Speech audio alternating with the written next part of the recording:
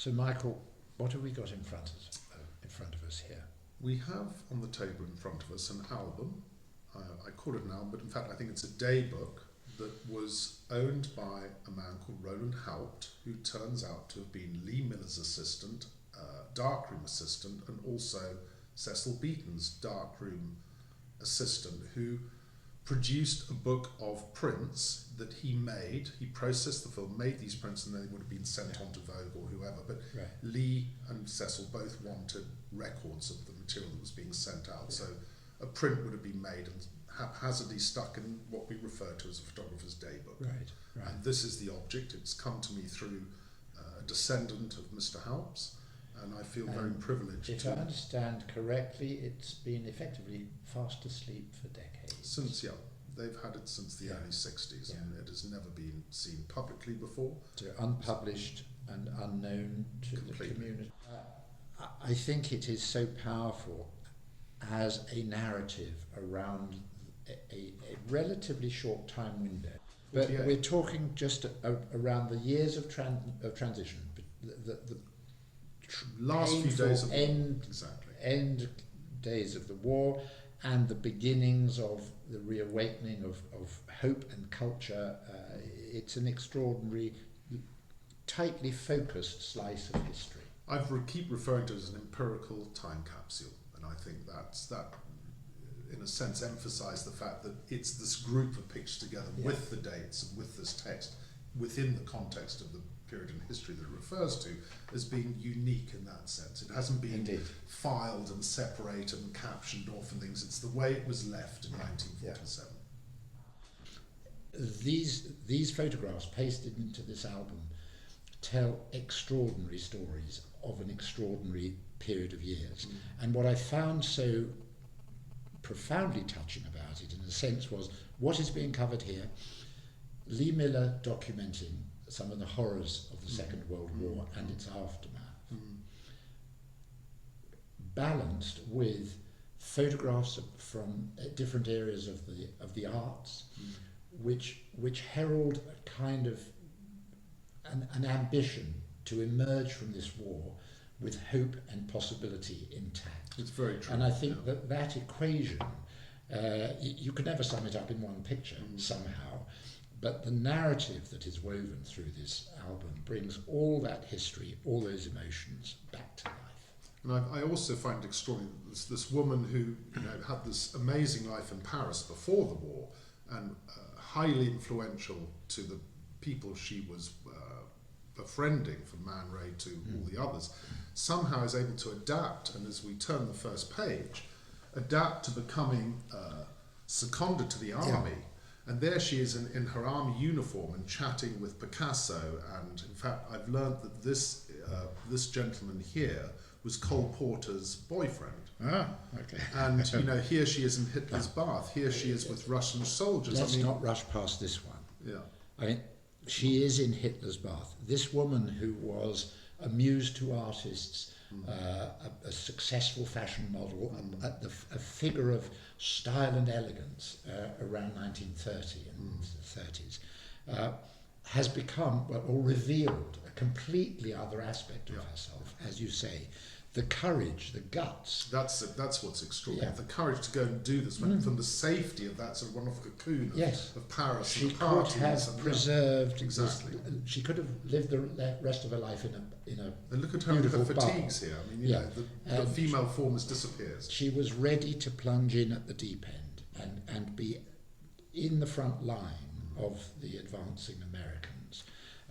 There is a well-known slight variant of this image of her sitting in Hitler's bath. I mean, it's interesting the concept is so staggering. And I love the muddy boots and everything. And I think that's what's so fascinating about all her photographs. They're composed, but they're not composed. They're simply presented as documents. Even something she must have known what a picture like this would do. You're right. They lack any artifice. Exactly. That you are in the moment with her.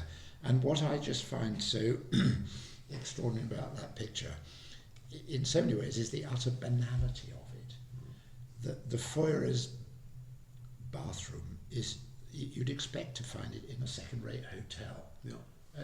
There's nothing to it. But it's the soap so and the portrait everyday. of him, and I mean all these little details I find, as you say, chilling. And in fact, then we're going to go through some of these pages, and I think you can see here how extraordinary it is just to paste these things. And the prints, and then to find yourself in Paris, knowing what Paris has suffered, what they've been through the years, and the fact that it's winter and there's snow on the ground, and you see through the mist the Eiffel Tower. And a beautiful picture. Oh. But then across the page you've got the German army surrendering to America. You know, and that's what is so extraordinary about this album. This wasn't conceived as it's not a plan for an exhibition or a book. So the juxtapositions are, I won't say entirely random, but they are kind of loose. Well, when you get to this page, there's surprise. a real sense. And then suddenly she goes from war correspondent to fashion photographer. She's documenting the role that fashion has played in French culture. And boy, did it suffer during the war, but it wasn't stamped out. And fashion and the revival of the French couture industry as a symbol, as such a powerful symbol of winning back the right to be creative, to be expressive, and to indulge. And then we go to and you go the from next that page to into horror. Where are we? We're back in Germany. This page again horrific in a way. You've got pictures of camps and then pictures we kind of don't want to see, but she had the courage to take them. But these are pictures of her discovering the corpses, the piled corpses in the concentration camp. Boy, does it take guts to be there in the first place, and the courage to realise these photographs have to be taken. It's the realness. These are the facts that we're seeing. It's visceral, and for me, a lot of this probably would not have been published. And again, the editing of these pictures, I've never seen, for example, this chilling picture of Hitler's bedroom with a little heater by his bed, and then to see on his desk a tankard, it's almost like a Toby jug of George VI. These little vignettes are, for me, as you say, they're documents. They're not about artifice. They're about presenting what she must have felt when she walked into this room. She knew what she was dealing with. It's such an extraordinary set of pictures to see pasted like this. And for me, it's so important that these pictures remain exactly the way we're seeing them. In a world that is besieged by fake news and fake photographs and altered photographs, to actually see something that there's this empirical, that this actually happened, and we know her hand is all over this. We talk about, there's a particular word that springs to mind, which we use in relation to Leonardo da Vinci, the various codexes. And I just feel that we should perhaps think of a word like that in relation to something like this. These are landmark, cultural, historic documents. Their documentary value is colossal, and you're right to say it has to be respected in its completeness as a time capsule. Yes, I mean, these the fact that these are the prints made at the time. The slight discrepancies in colour. This one is a little warmer. Some of them are slightly rough at the edges. They have a rawness, but they have an immediacy, an authority that takes you back to that time. I wonder if these are her edits. It'd be fascinating to know how that communication exists, because of course we know from the front line they were sending film back via courier. And Roland Haupt, who was her assistant, was obviously in communication somehow to make the choices. Again, with Cecil Beaton the same. So the album sort of moves to Cecil's work, and this is completely different.